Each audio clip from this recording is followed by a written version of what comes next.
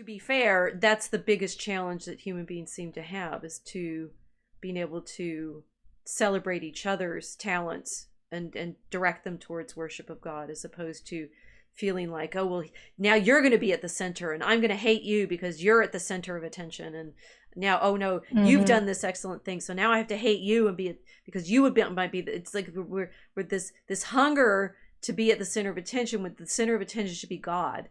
And anytime we're putting ourselves, I mean, this is the Copernican revolution. Is very interesting to have this particular conversation against, right? Do we put ourselves at the center? Well, insofar as we put ourselves at the center, we're usurping God, which is, of course, what modernity did, right? Say man should be at the center, our creativity and power. We should, as scientists, be able to control all of this. It starts to understand why it feels diabolical when it's literally the same processes. It's you know, whether it's properly directed love or improperly directed love, it's still the same energy. You're not getting outside of this claiming that, oh, if we misdescribed the world, we've described the world accurately, but the energies that we're participating in, you feel the effect of whether or not your energy is properly directed or not. I tried to explain this in this other interview I did last Friday with Tom Jump and his atheist chat, and I think the proof of the existence of God, I suppose, is in the saints' blessedness, because you can see how what it looks like when a soul is, you know, properly turned towards God, as opposed to what happens to us when we're not. We're in the trauma of what you see what happens at those raves. Yeah, when you see the effect of anti-liturgy, right?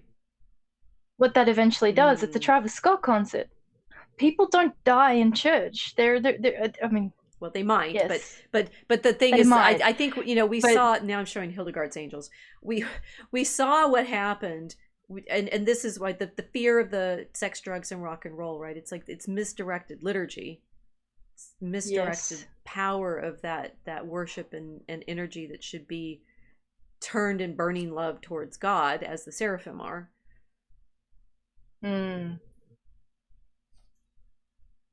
Yeah, the beginning, or the beginning of it always seems lovely. It's a cliche, but it is true. But the issue is more on what the entity wants to do to you as well. Because in these kinds of shamanistic cults and these kinds of folk traditions where they're actively and honestly seeking possession, there's a kind of negotiation with the entity that there's going to be something done. What I noticed was that people would kind of pridefully say that they would be able to decide that for themselves, but ultimately you can't, because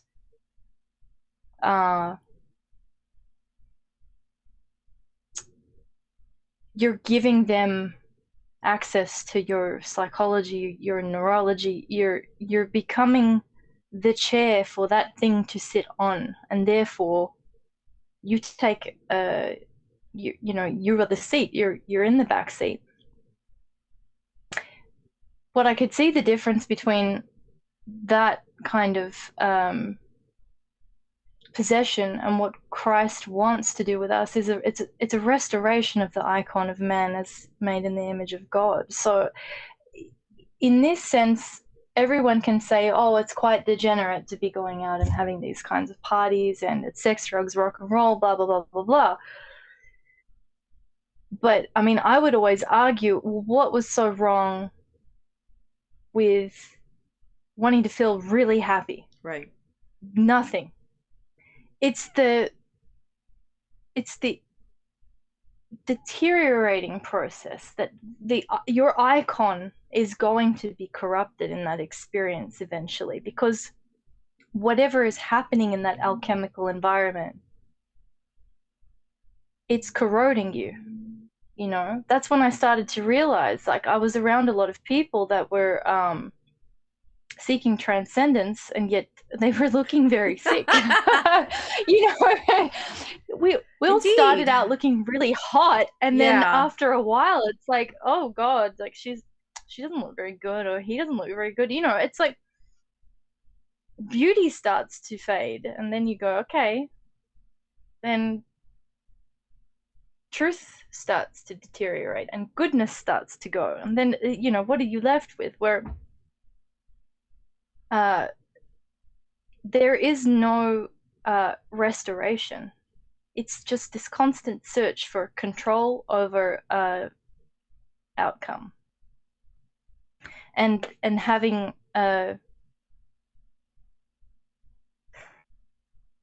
control over access to like a mystical experience or a psychedelic experience without the judgment of God, being that you're expecting him to be the one to decide what happens to you. If we go into a Holy Communion, we're going into a liturgy, we go humble because obviously you should have been in confession first. Sometimes you don't go to confession first because that's what happens. So we go up to the priest and we say quickly, can you do like in the Coptic liturgy, you can go up to the priest if you haven't done a confession before the liturgy, and you can say, oh, can you pray for me? And you can kind of do your confession while the liturgy is happening. The whole thing is a preparation for humiliation, because by the time you're ready to receive the body and blood of the Lord, you really we're supposed to have already realized at that point God's about to go inside our mouth. There's no way of earning it. There's nothing that you can do to earn that. It's a gift. But then after that happens, what he's going to do inside you when he's come into your flesh is entirely up to him. So there's a 0% chance that you can control that. Any attempt to control Christ is by definition satanic, right? Right. So you can't say, I want this, I want to be like this, I want to do this, I said it to somebody once on Telegram. I said, like, okay, so you have this idea of what it's going to be like to have Holy Communion, whatever, and they were arguing with me about people that fake convert. Okay. We're going to terrify you off of fake converting right now. or you will be transformed as the glass in the window. Yeah. Well, if you actually believe that Holy Communion, the Eucharist, is the body and blood of the Lord, right? If someone fake converts and they're eating God, okay, so you can't control what he's going to do to you. he may real convert you. How dangerous is that, right? Yeah. You can only pretend that you don't believe in him, but you're eating him anyway, and it's going to be transformative. Yeah. Yes. Like, it's like the Levites in Israel. Have you got a rope tied around your feet while you're doing this? Because this is why I find it so hilarious when people are like, oh, they're fake converted.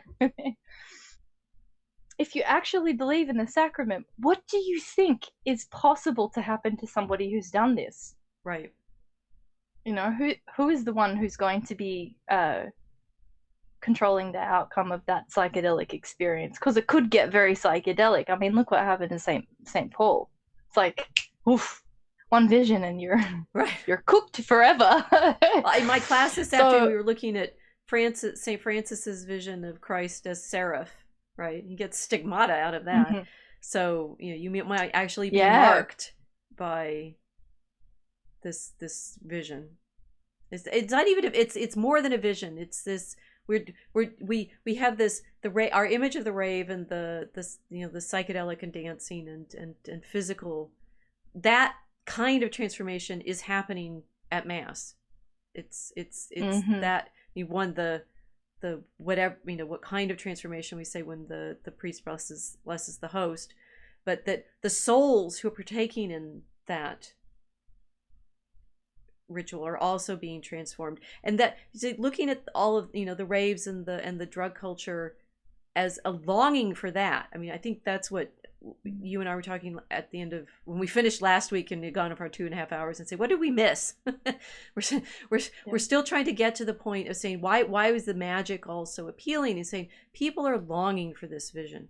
I think that's what's going on in that joke with the Seinfeld. It's like, what is in there? It's the living light of the Godhead.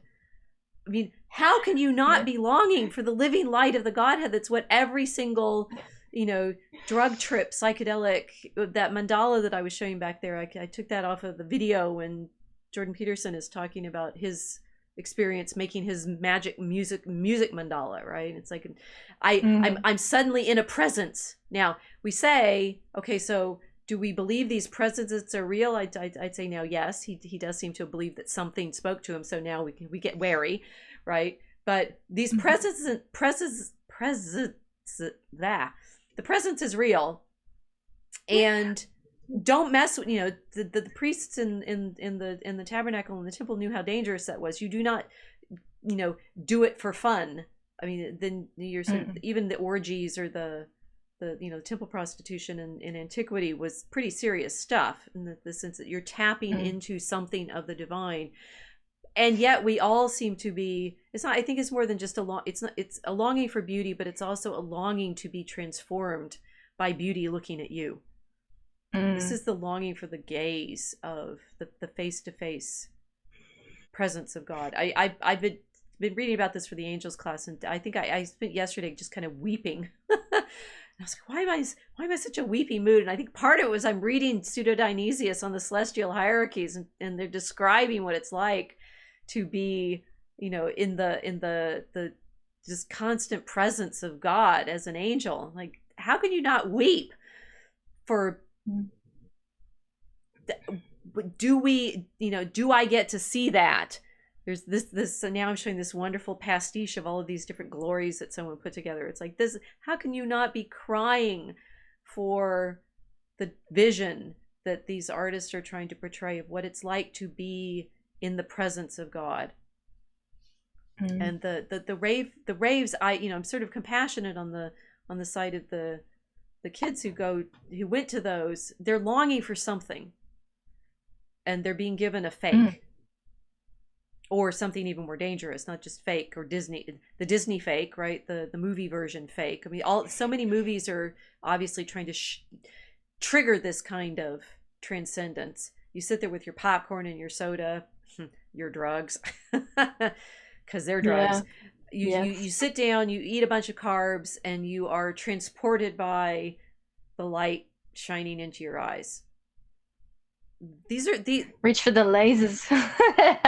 these are drug-induced hallucinogenic experiences. And I've also been thinking is that there's no innocent question of like, what kind of movies do you like? You're basically sharing what's your trip. Oh, I like romances. I like horror. I like, it's like you're telling each other what drugs you take. Yeah. Yeah, which is funny because I don't think a lot of people know exactly how many drugs we are all taking. Constantly. The obvious ones. Thank you all for listening to this one. we hope our melodious voices are angelic and whatever, right? It's like, yes, we're in this desire for attention, this reflection of attention, this what the angels are described as perfect mirrors of God, which is also like wisdom, right? She's the mirror, it's Wisdom 7:25, and I forget what the exact phrase is, but it's the now I don't want to look it up. This reflection that we want to participate in, it's so much the description of our soul, and our soul without God is shriveled up and sad, very sad. Well, I think like people are addicted to red pills. Okay.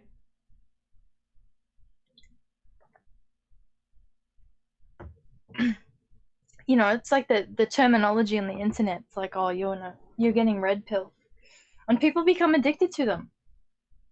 That's another kind of drug. It's like, even in the language we're using, the terminology.